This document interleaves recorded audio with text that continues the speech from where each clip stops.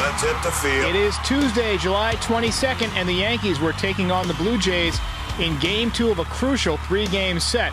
After a tough loss in Game 1, they looked at Cam Schlittler making his second career start to try and get them back in the win column in Game 2. My recap and your reactions coming up next. This is Pinstripe Territory.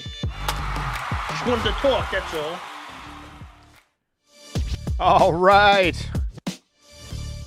There's this song, I believe it's by Ringo Starr, where it goes, it don't come easy. And that's how I feel about Yankees wins recently. They do not come easy. A few things that I want to get to right away before we recap the game and we talk Volpe and all that. One, the camera caught Aaron Judge grimacing after a throw, like grimacing bad and kind of squeezing his hand. Not good. Not good at all. I'm sure we're going to hear more about that in the postgame show. I mean, maybe Aaron Boone will say, oh, he's fine, but he was definitely grimacing. That was not like I'm pissed off at a bad throw or whatever. That looked like something was hurting, and he was flexing his fingers, which is not a good sign. 2 nights in a row, the player that I put on the thumbnail hit a home run. Last night it was Giancarlo Stanton, and today it was Jazz Chisholm, which is great. I love it when that happens because that means I don't have to change it. So if any Yankees are out there watching this podcast tonight, I know you're all very wealthy. I am not. I am taking offers for who should be on the thumbnail tomorrow. Giancarlo, I know you got some money. AJ, come on. So let the bidding begin at, say, $20,000. Enormous home run in the first inning from Jazz Chisholm tonight off of Max Scherzer. That one had to feel good after the offense yesterday was basically non-existent. And then, we had a great night from Cody Bellinger. He had a couple of doubles. He had a home run and then a huge home run from Ben Rice. It wasn't all sunshine and rainbows. Anthony Volpe, 0 for 3 to drop his average to 212, but more importantly, a costly error that cost 2 runs in the game. But other than that, I mean, there were some positives. Devin Williams got through the ninth and protected a 1-run lead in a huge spot, which is something I've been waiting to see him do. Luke Weaver went 1 2/3 scoreless innings. And I thought we had a nice double play up the middle. Volpe to Jazz. Jazz with the bare hand and the throw. So a lot of good belt candidates tonight, but let's get to the recap. Let's get it going. Steven says, Ozzy for the belt. Ozzy Osbourne. Yeah, like a bat out of hell. Brian Bashman says, I can't believe Booney's lasagna decision. I mean, if you want to give the game away, you don't take him out until he's fully blown the game. We're changing his name from Johnny Lasagna to Johnny Meatballs. Anyway, let's talk about this game because both teams dented home plate in the first inning. Jazz Chisholm. Huge homer.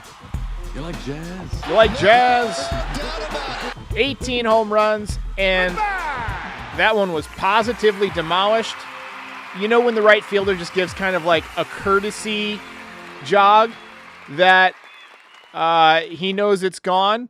And I'm going to go ahead and pull that one up because I want to watch this. Let's go ahead and put this up. Hang on. We're going to show some highlights here. This was first inning, runners on second and third, and Max Scherzer dealing, and 95 miles an hour. He's still got it. Watch the right fielder, just almost no response at all. Just a courtesy jog. Uh-oh, that one's not coming back. Long home run for Jazz Chisholm, and he smoked it. He knew it. Everybody knew it. Big homer. And then Cam Schlittler, meanwhile, was throwing hard, 99 miles an hour, 3 times in the first inning. Jays did get a run, but the fact that he was throwing that hard was good because, he had the arm problem. He had some soreness in his bicep. I thought maybe his velocity was down. Maybe it would intentionally be down because they mentioned last time, and they mentioned it again tonight, that he wasn't throwing quite this hard in the minor leagues. He was more 96, but he's been a lot of 97 to 99 in the major leagues. Maybe that extra adrenaline. But, he was throwing gas tonight. Ended up pitching pretty well. We'll talk about him. In the second inning, he put a couple of runners on. Another phenomenal defensive play from Bellinger. Defense. I feel like Bellinger's saves a run in left field every single time he's out there. And look, I want Dominguez out there as much as possible, but you cannot go wrong with Cody Bellinger in left field. He has just been so much better than I could have imagined as a player. I mean, I knew he was good, but he has been so athletic. He has been so clutch. 18 homers that matched what he had all year with the Cubs last year. His OPS now is hovering over, right around 850. And this was a low breaking ball. I'm going to go ahead and see if we can watch the highlights again here. This was a down and in breaking ball that he waits on. He sits back, and let's hope it pops up. Here we go. He sits back and waits on it and just barrels it up. It was like a golf swing, and he just scooped it. And Max Scherzer knew it was gone right away. Big home run for Cody Bellinger. And I've been thinking about Belly, how he's got this opt-out, right? I mean, he's 30 years old, and he's got basically a one-year deal. I think he's got plenty of production left. I wonder, given how athletic he is, if he's going to age pretty well. You know, I'm sure he wants a 7 or 8 year deal, but given the injuries, I'm not sure a lot of teams are going to be willing to hand one out. I wonder if the Yankees offered him maybe 3 years, $30 million per year, added on to this deal. So you keep next year's $26 million. You give him 3 years at $90 million total. I wonder if he would take that. That would take him through his age 34 season. And basically, Yankees would get the best years out of him, and he would still have an opportunity to be a free agent and maybe catch on somewhere else for the final couple of years of his career if he doesn't want to stay a Yankee or if the Yankees don't want him or whatever. And he gets paid. I mean, $30 million a year is a lot. Yankees could afford to pay it. I'm not sure a lot of other teams would, given his injury history. He's very comfortable as a Yankee, and he's a baseball player, which is something the Yankees have sorely needed. But let me know in the comments how you think that would go. If I were the Yankees, I would pitch him a 3-year, $30 million a year extension. But, yeah, just a fantastic game for Cody Bellinger. Schlittler in the fifth put a couple of runners on, but then Volpe and Jazz turned a nice 6-4-3 double play. Volpe had to go up the middle. He flipped it to Jazz, who barehanded the throw, and that had me worried because I thought the next thing that was going to happen was that Jazz would airmail one 95 miles an hour into the third row and kill a vendor, because that's what usually happens when he doesn't have a great grip on the baseball. It did not look like he had a great grip, but he made a good throw to first base. Yankees got the deuce, and that ended up being a big play. Sixth inning, Volpe threw one away, led to 2 runs. We got a lot of calls about that. I'm going to talk about Volpe after I do the pitcher spotlight. We're just going to have a little segment on him. I've got an idea for Volpe that, you know, maybe it gets him going, maybe it doesn't, but costs nothing to try. But yeah, you can't give good teams extra outs. Blue Jays capitalized, and they're going to continue to capitalize. So you got to play tighter D tomorrow. I feel like every day we're talking about bad defense, bad base running, bad something or other. Yankees win sometimes because they hit a lot of home runs, but you know, you just got to play cleaner baseball. I mean, it's been a problem for years. We talked about it on the pregame show. We just got to get better baseball all around. I thought Luke Weaver threw the ball really well tonight. Let's hear it for him. I don't have my Dreamweaver sound effect, but he threw the ball really, really well. 1 2/3 scoreless. Got the ERA down to 2.65, 0.83 whip, so he's rounding back into form. He didn't have any strikeouts, though. But keep in mind, the Blue Jays don't strike out a lot. And look, you'll take outs however you get them. I don't know how many pitches he threw. Let me check how many. He only threw 30 pitches. I guess that's kind of a lot, but about 15 pitches in an inning, roughly. But ninth inning, Ben Rice with the huge home run. Home run number 15 for Ben Rice. And when he gets the launch angle right, he hits it a mile. You know, he's got the OPS over 800. He's been super unlucky. We all know that, but I think that's also a product of just his launch angle being a little bit too low. He's one of these guys I do want to have a higher launch angle because he's so quick to the ball. It's not a big loopy swing.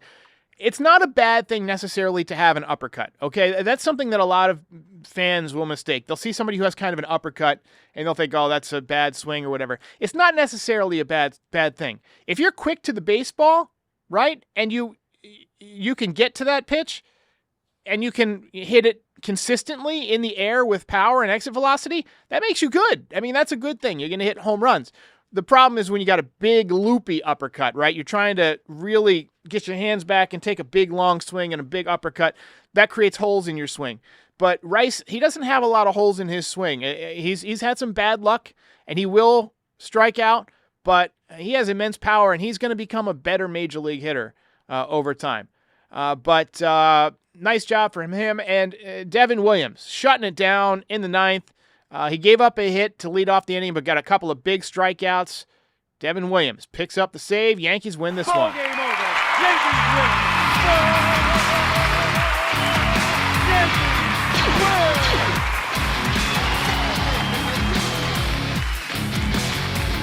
So we got a couple more super chats from our guy Brian Bashman, who, by the way, if I had kids, would be putting them through college. Appreciate that, Brian. He says, Bellinger and Volpe are yin and yang. Bellinger saves the runs, and Volpe gives them away. And then he also says, I've got a great idea. Let's give Bellinger a 6-year deal. That way he can keep the AAV down. That works every time, obviously. A reference to DJ LeMahieu. But, yeah, the Yankees do like to keep that AAV down. Belt tonight was actually genuinely really, really tough for me. I thought about making a poll, but we didn't have a lot of time because, one of the guys that was a candidate was Rice in the ninth inning. Weaver deserved some consideration. Jazz with a big 3-run home run. Belly with the home run and the 2 doubles. I see a lot of votes for Belly. I see a lot of votes here for, who else? For Ben Rice. Let's go with Rice. Rice, baby. With the big home run, Yankees needed that swing of the bat. It was humongous. And home run number 15. I did not think he would have 15 home runs this year. He was not even supposed to be in the major leagues. But he's probably going to hit 20. I mean, I feel like there's more coming from him. He hasn't slowed down in terms of the exit velocity and hitting the ball hard. It's just his playing time that's been reduced. And do we really think that nobody's going to get hurt? Like, Paul Goldschmidt's taking a step back at first base against righties. I think he's going to get more bats against righties. And then, Giancarlo, he's going to need some time off, right? They're going to want to keep him healthy for the playoffs. So I'd imagine that during the dog days of August, when it's real hot, you're going to see him get some extra days off. But nice day for Ben Rice. Let's go to the pitcher spotlight. Pitcher spotlight. Cam Schlittler. Look, 5 pretty good innings. He did give up 7 runs. 7 hits. That would not be 5 good innings. That would be 5 bad innings. 7 hits, 2 runs, 3 walks, 3 strikeouts. The walks, again, 3 walks, not great, but, for a kid in his second start and a kid who throws as hard as he does, trying to dial it in, that's to be expected from time to time. Obviously, the stuff was still there. He threw 90 pitches. He got the ERA at 4.35 through his first 2 starts. He left with the opportunity to get a win, but obviously the bullpen blew it, right? Or Volpe blew it at shortstop, and then the bullpen left let some runners in. So he got himself cost a win, but I thought he was tough with men on base. I thought it was a good performance. Typically, I don't do this unless it's a quality start, but we're going to play him the nice performance sound effect.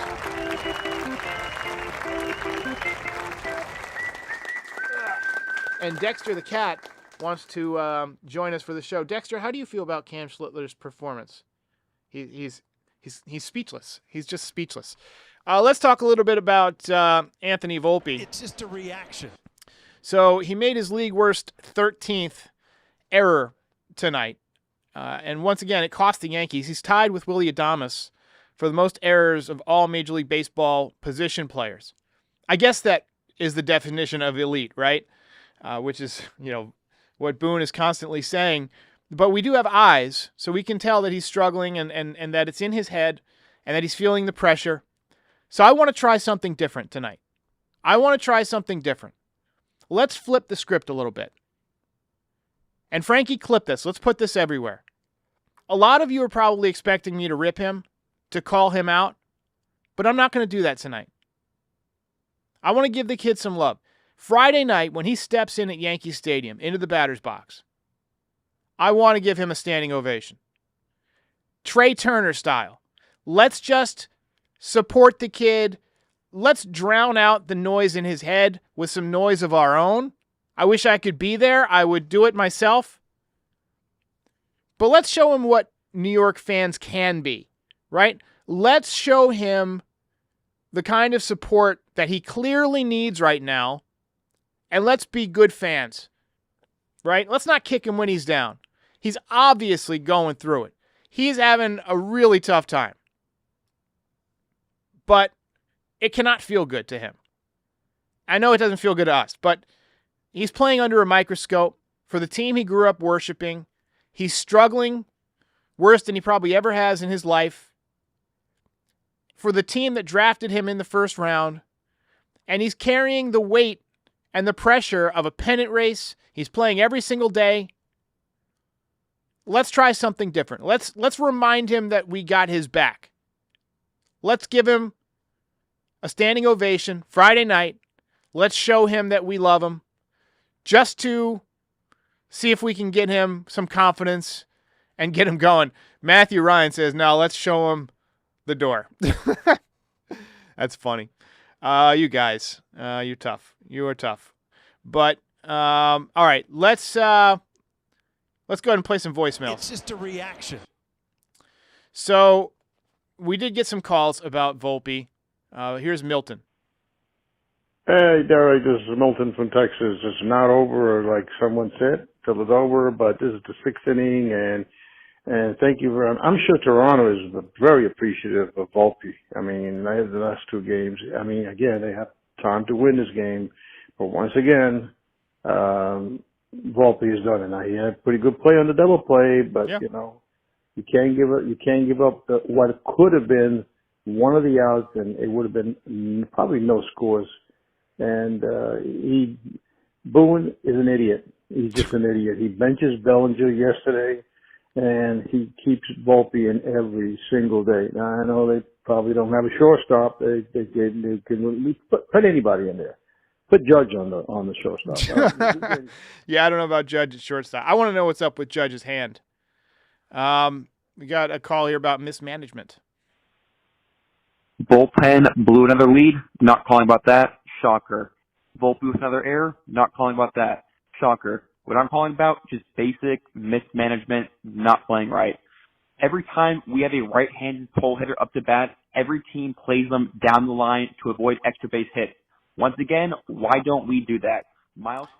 Yeah, we do give up a lot of doubles there, but thankfully Ben Rice saved our bacon tonight, and the Yankees were able to pull it out. We got a lot of calls where people were like, I know we already lost. Like when we gave up that 2-run lead, people were like, oh man, I know we lost this one. So I'm not going to embarrass those people. Instead, we're going to go to DraftKings real quick for 60 seconds, and I'll be back with some final comments from the live audience.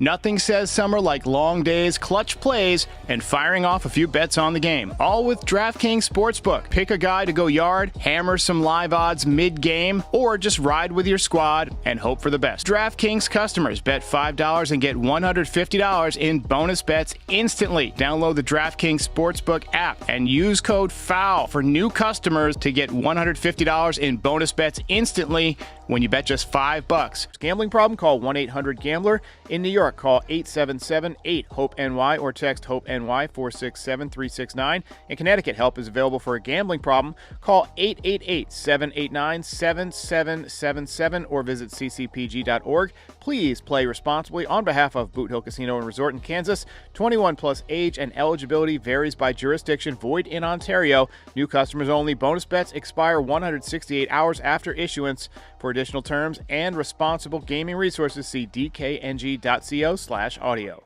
That ball is high. It is far. All right. So we got a comment here. Armando Morales says, Derek, if the Yankees lost tonight, would you be backing up Volpe like you are right now? No, I'd probably play this voicemail.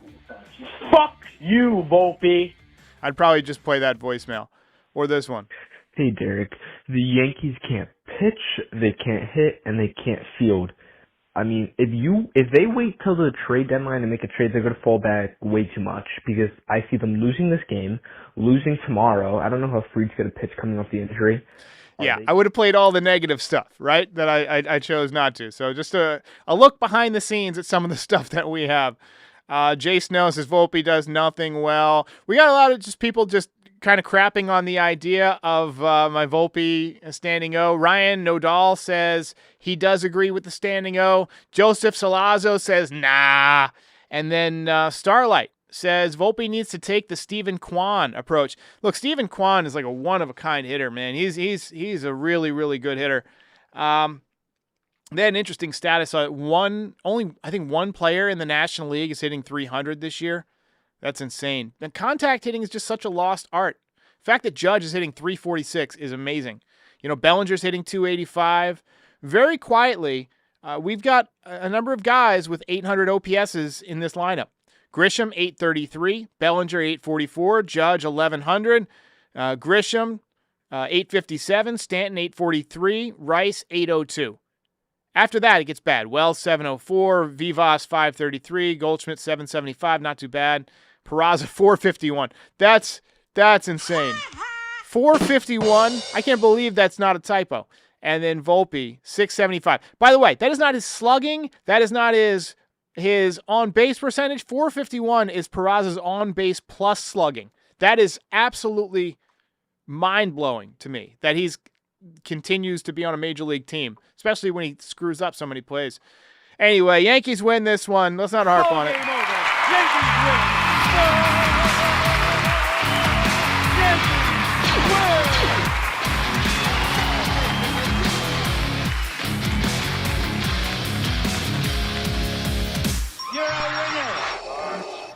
Alex says the fan base is done with Volpe. Well, let's give it one more try. Let's try and rally around the kid. I'm just trying to put something good out there in the universe.